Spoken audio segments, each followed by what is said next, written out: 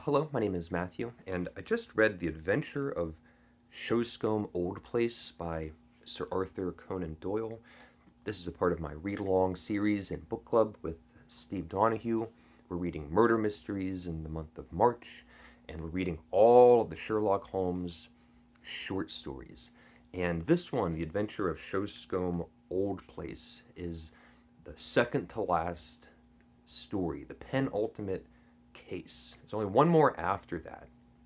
So here we are. We're getting close to the grand conclusion of all of this. And if this short story, if this case had been the finale, the grand conclusion, the last short story written by Doyle with Sherlock as a character, I would have been extremely satisfied. This is a terrific short story. It's just incredibly good. It's masterfully done. It's not the final problem or the last bow or none of the nonsense of upping the stakes and having Sherlock die or anything like that. It's just masterful. And it feels almost nostalgic. It feels like a classic return of the characterization of Sherlock in the earliest short stories, in the best short stories, when Sherlock and Watson are in their prime, solving the most exciting, mysterious, puzzling cases, and having all of those examples of Sherlock's brilliance and his powers of deduction and observation. I wouldn't say that it's necessarily a return to form, because just the story I read just before this, The Adventure of the Veiled Lodger, that story was terrific, but it didn't feel like a Sherlock Holmes story. It felt like a great story that had Sherlock Holmes in it. This story, The Adventure of Shoscombe Old Place, it just has that kind of golden Victorian glow. The atmosphere, the evocative descriptions, the mystery itself is a bit madcap and puzzling and perfectly executed in that formulaic structure of a Sherlock Holmes story, and it's riveting and intriguing. The plot is intricate. It's going to involve, what's his name? Sir Robert Norberton, who is now acting crazy. He's kind of gone mad, and he's acting with very strange behavior. And the servant of the manor where this Sir Norberton, is living, has come to Sherlock to ask for help. The beginning of the story, we get another moment with Sherlock and Watson having a little bit of chemistry, and Sherlock is using a microscope and not solving a case, but just investigating a detail in a case. Just using his microscope to look at some fibers. And it's one of the things that I love going through this whole series is how open-minded Sherlock is to advancements and trying new things, using new technology, being open-minded when it comes to the progress of the world and the progress of scientific experimentation. So things like when the telephone is available, he uses the telephone. If it's between a car and a carriage, the car is faster. Now he's using a microscope, and it's a very early example of the very beginnings of forensic science, and I like that. It's not an old Sherlock set in his ways and only wants to use his magnifying glass. It's a nice detail. And the servant comes in and starts telling the story of Shoscombe Old Place, and it's a large estate. There's a manor, there's horse stables, and the area is known for their horse racing. Again, this is I believe the second story that involved being at a location that had horse stables. And Sherlock and Watson is familiar with the area just because of his past experience, and Sherlock knows a little bit about it just because he had gotten a telegram from the servant of the house. And so this Norberton is living in this very wealthy, very rich estate, and he's living there with his sister. And it's explained that the sister isn't living there with him.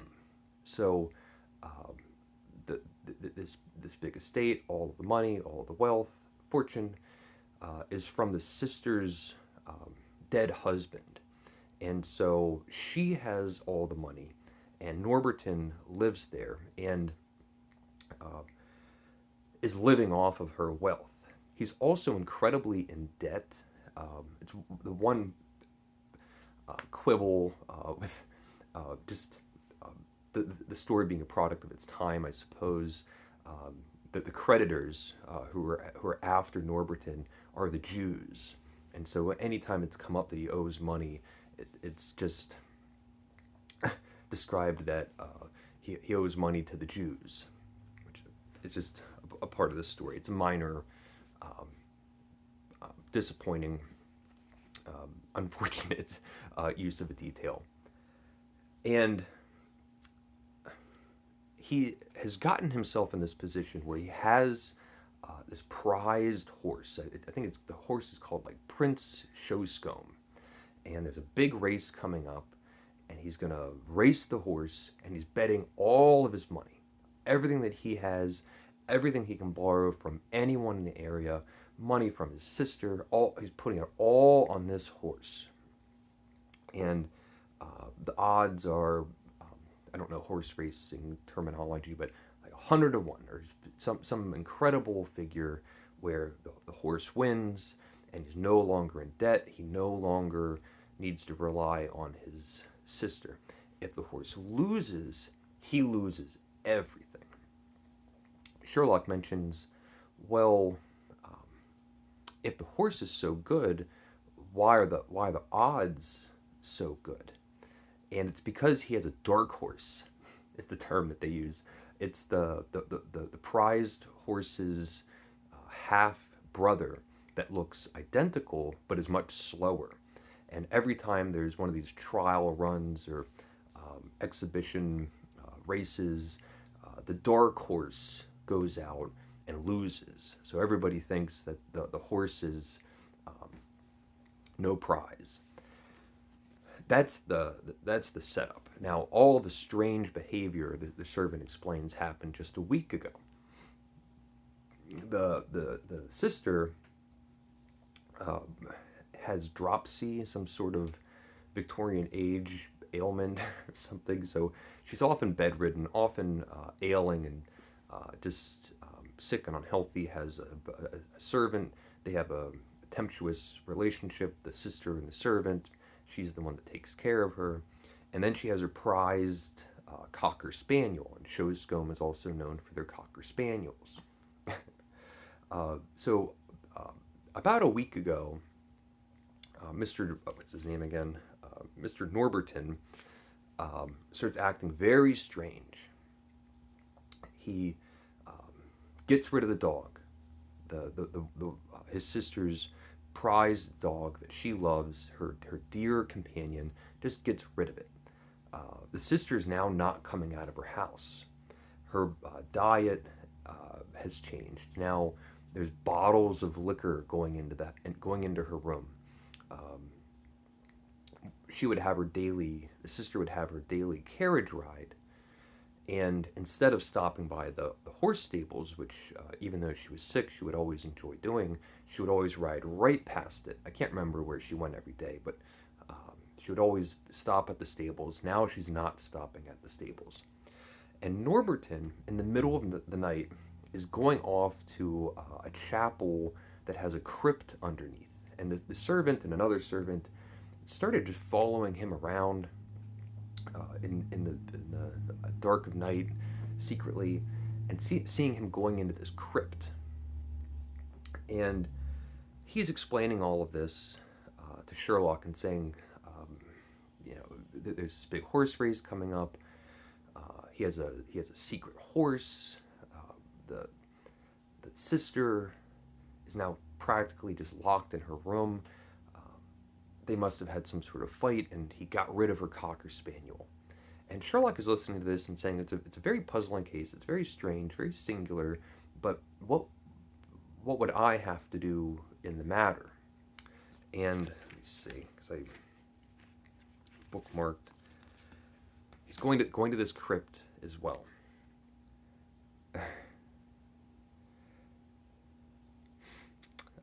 So, what do I have to do with the matter? He goes, no, sir, and there's something more that I can't fit in. This is the servant explaining it to Watson. No, sir, and there's something more that I can't fit in. Why should Sir Robert want to dig up a dead body? And now the whole plot has gotten much more sinister. Sherlock says, did you call the local police immediately? And it was a dead body in the crypt. It's described as a mummy, more of a dead body that is so old it's past the stage of rotting or putrefaction and is now just a calcified corpse, clearly 1,000 years old. So we didn't call the police, but we didn't want to cause alarm, and he clearly didn't kill anybody, but he dug up this dead body. Then the furnace room in the house, the main house, it has one entrance exit that goes to the immediate outside, and another passage that goes directly up to the sister's room. And one of the servants was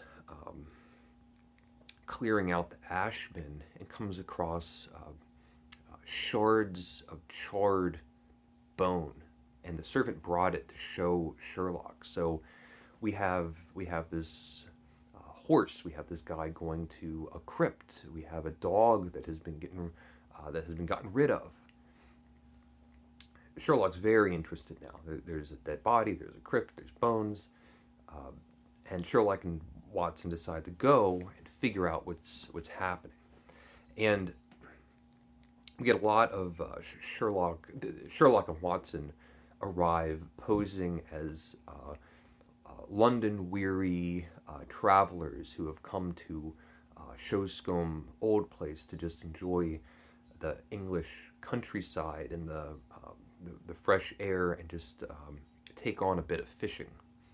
And they're talking to the local tavern barkeep, getting some local gossip and drinking, asking about this Norberton character and the house and the horse. And this Norberton character is fierce, ferocious, and violent, big, sturdy, hardy, ill-tempered Englishman, like all of these villains always are. And we go through a series of deductions. Sherlock's trying to figure things out, and very interestingly, instead of withholding everything and to have a big theatrical reveal, Sherlock and Watson have a discussion. Sherlock poses what he believes to be the answer. The way that he came to the conclusion that he did was by way of the dog. The local tavern barkeep is the one that Norberton gave the dog to. So they say they're going to go for a walk and go fishing. They ask if they can take the dog for the walk. And the daily carriage ride, where the sister, who is covered in sheets and veils, totally in disguise, you can't see her at all. She gets into the carriage and is riding down, passing the stables.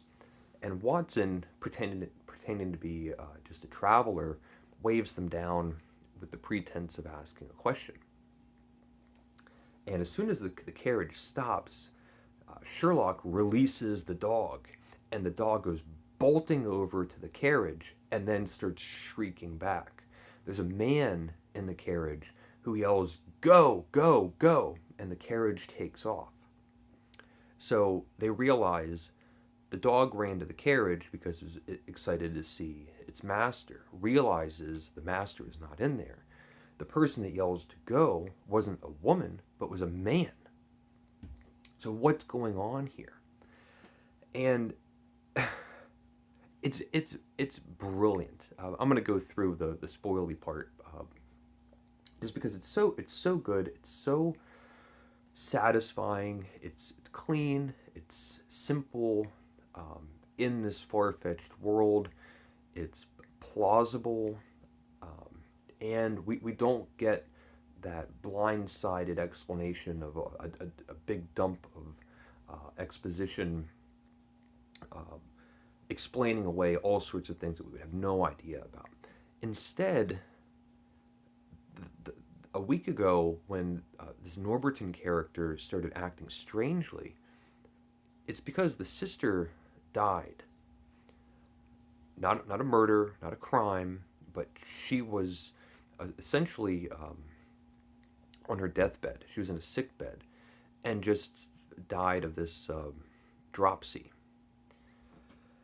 And Norberton is looking around, realizing none of this is his. It's all hers. He owes all of this money. The creditors will come in and just take everything. If he can just maintain an image that she is still alive for a week, just long enough to have the horse race for him to win, then it's just a week's gone by. He can unveil the dead body. She died of natural causes. Pay off the creditors, have enough money to live on, everything's okay. That was his scheme. He went to the he got the body out of the house, and he has two accomplices. It's the servant and the servant's husband. The servant's the maid and the maid's husband, I should say, or the nurse. They get the body to this crypt, and they take one of the coffins, and they take out the remains and put the sister in the coffin. That's when he saw the dead body, the mummy, the one servant. Then, by night, they're taking bits of the mummy back to the house to incinerate in the furnace. The dog was going nuts, and he had to get rid of the dog. He had the nurse's husband, who was an actor, playing the role of the dead sister in her bedroom and having the daily carriage ride to keep up appearances. We're told all of that. Sherlock and Watson are having a conversation, and Sherlock lays out his theory. It doesn't often happen, or maybe never happens. So now they're going to go to the crypt, and they want to see. Before they open up the coffin that Sherlock believes is the one that is most recently disturbed, and most likely the one where the corpse had come out of, the mummy. Well, Norberton comes down. He was supposed to be out of town. By surprise, he arrives at the crypt and sees Sherlock and Watson. He's never met him before. And we have this standoff. And Norberton is just furious, infuriated, and outraged. He says, "What are you doing on my property?" It just wants to practically throw him out, although something precarious is going on because now they're in the crypt and they're right next to the coffin. And Sherlock, instead of shrinking away, says, "Well, let's open up this coffin." Opens it up, and it's the body. It's the dead sister. And another feeling of like that, like a nostalgia, a return to form of a classic example of a Sherlockian conclusion is after it's revealed, the Norberton character rather acts like a proper English gentleman and just says, "Well, you got me. Let's go back to the house and I'll explain the whole thing." Calls in his two accomplices who are acting closer to how an accomplice might act for modern standards and says, "Don't say anything. Don't involve us, and don't start explaining the whole story."